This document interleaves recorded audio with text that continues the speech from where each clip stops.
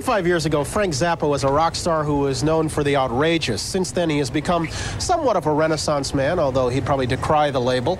A musician, an author, an activist, a businessman, in many ways an ongoing symbol of the 60s spirit of peace and love.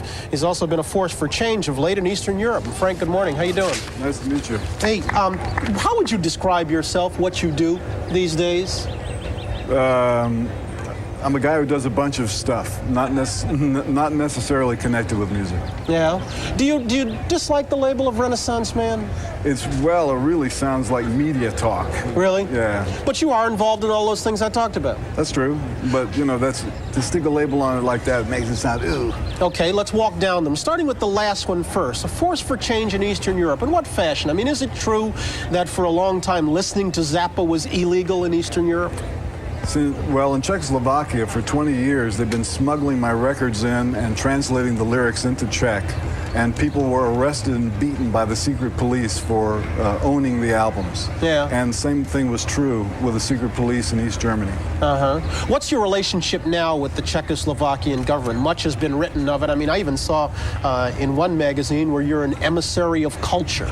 Well, what I do goes through the Ministry of Culture in Czechoslovakia, but I have no official government title. I'm not a member of their government or anything like that. No diplomatic passport. This is a private individual trying to do something to help them. Okay, let's talk about your business efforts. Mm-hmm. Is it true that you are in the process of setting up business ties between Americans and others in the Soviet Union? Yes. In what sense? If I came to you, what is it you do for me now? Depends on what you wanted to have done. Like an example, a guy called me up. He said he had a tractor, and it's called the Jack Tractor. It's a new innovation in tractor technology. It's a four-wheel independent suspension with a powertrain in the suspension. It'll drive over everything. It doesn't tip over, and it picks up a 2,000-pound log with this thing underneath of it. And he wants to get it manufactured someplace in the East. Uh-huh. So what I'm trying to do for him is arrange to have it manufactured in a recommissioned Soviet military factory. Nice. So you're a man who networks internationally. You are also, I mean, music is still a part of your life. You've written a score for the upcoming Jacques Cousteau show on TBS called Outrage at Valdez. How much of that are you doing now? I'm not doing anything else in that regard now. I did that because I thought that the show was important. I've never scored a TV show before. That's the first and only one so far. And you donated your salary for it? Yeah. Let's go ahead and take a look at a clip of that and listen to some of your work, some of this coming from Outrage at Valdez.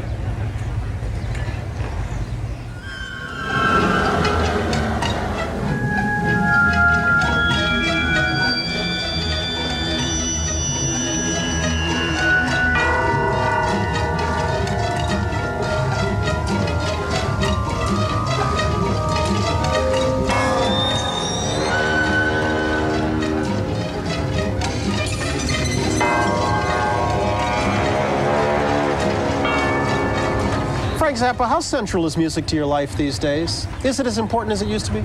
Well, I think that even if I'm doing something like a business deal, it is a type of composition. I view the whole thing as composition.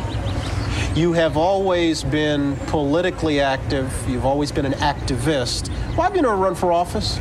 Or might you still? I might still.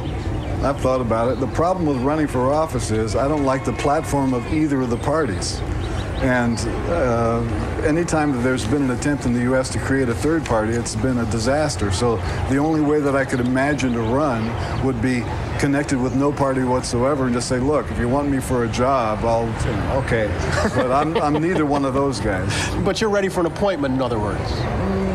Well, not an appointment, but I mean, I would run a campaign, but I haven't made the decision to actually do it. So thanks for bringing it up.